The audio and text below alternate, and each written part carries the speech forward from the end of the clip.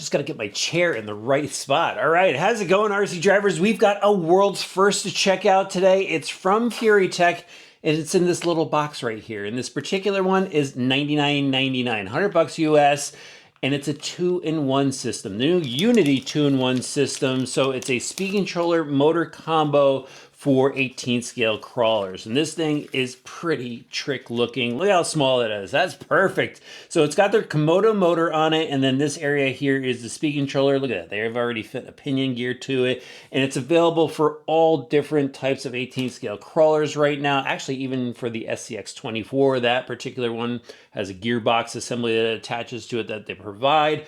But this one is for the CR18P. Actually, it says on the package here that it's for the juiced up edition, but I think it's gonna fit any CR18P chassis. We're gonna find out with this. Actually, it might just be the newer version with the larger gear case on it. But anyway, let's go back to this thing. So check it out. It's got the Komodo motor on this end, 2500 kV. Definitely like the red jeweled edges on the aluminum case. And it's an outrunner. So the thing you got to watch out for with an outrunner is if you're going off-road where there's a lot of debris getting kicked up, you got to worry about that getting stuck in there. But I mean, for a lot of guys that are just like running indoor courses and stuff like that, probably not going to be an issue.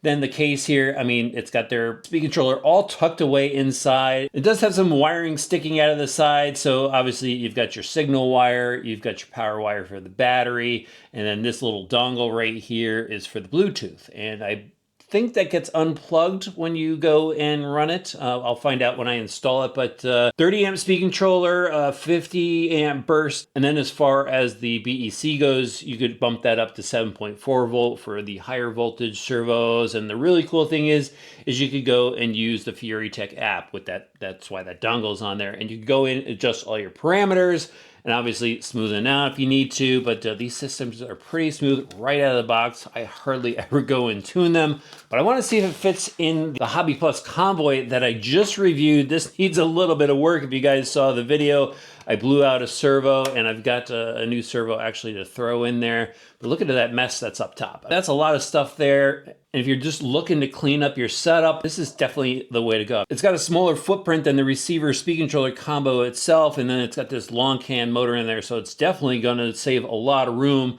But that brings up another point that you are going to need a receiver with this if you are rocking a 2-in-1 unit such as this. Let's say you've got the juiced up edition version. That obviously has a separate receiver, so you don't have to worry about it. But let's go drop this thing in, because I think we need to see how it performs. So to get the Unity installed, I started off by removing the speed controller receiver combo from the top plate, and then wound up taking the top plate out too. Then moved on to taking out the transmission, just 3 screws on the bottom, 1 on the side, and that transmission will come right up and out. Then you got to remove 4 screws to take the front cover off the transmission. That's going to give you access to the motor screws, and you just remove the stock motor. It's pretty interesting that the stock motor is pretty close in size to the 2-in-1 unit, so it shows you how much space you're saving with it. Double check that both pinions are 11 teeth, and then moved on to just bolting everything back together.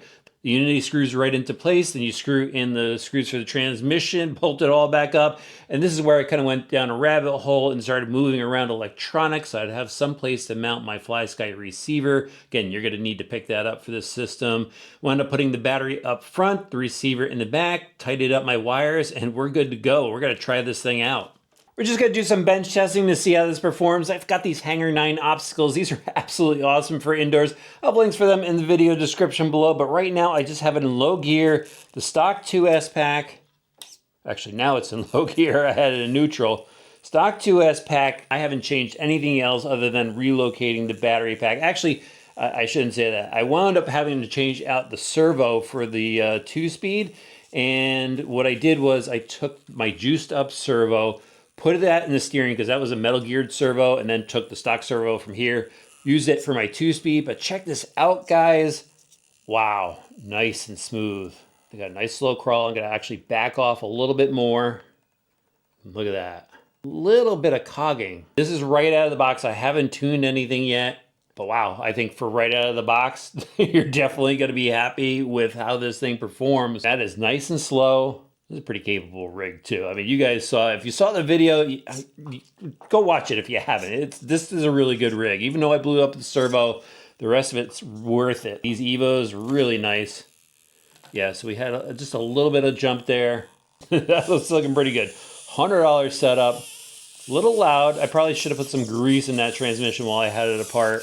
Actually, let's load this thing up. We'll put it in second gear. See how it crawls to second gear. Still got a good throttle feel. I'm just taking it easy, obviously. Now I'll do a little one-handed driving. So get around to the pipes here. Another awesome obstacle from Hanger. Actually, I'm still in high gear, so I'm going to switch it back down. Go back to that nice, smooth, slow-speed crawl. Just can't get enough of that. See how slow we get that motor to turn. Look at that, guys. That's pretty cool. Almost makes you want to run the truck without the body. All right, let's speed things up. Get that rear tire. Oh, I got that rear tire. Nice. Just let it run its course. A little slower. God, I love that. That's awesome. And again, we can go into the Furitek app and adjust things. We've got an update here. It's updated now, and this is your telemetry dashboard. You can go into the different settings here, and you go into running, make some changes if you need to, change your servo output, brake, reverse. Then in throttle here, you'll be able to do some additional stuff like punch and brake, calibration, throttle curve. But a couple people play with this. Looks like there's a second screen, so you can do the same in reverse. And then this is just checking out the battery. So you got some options here to play with. So you can see it going up through the throttle curve. See your percentages there, RPM. So with the app, you got a lot of potential with this system. With the unit itself, it saves a lot of space. And again, it's like $100. So the only other downside I could see to this is what happens if something goes wrong with either side of the combo. I don't think it's serviceable. You might have to just go and replace the whole unit. But that's a what if. It's if something goes wrong. It's a pretty cool setup. Definitely saves a lot of space. And if you're into it, I'll have links for it in the video description below.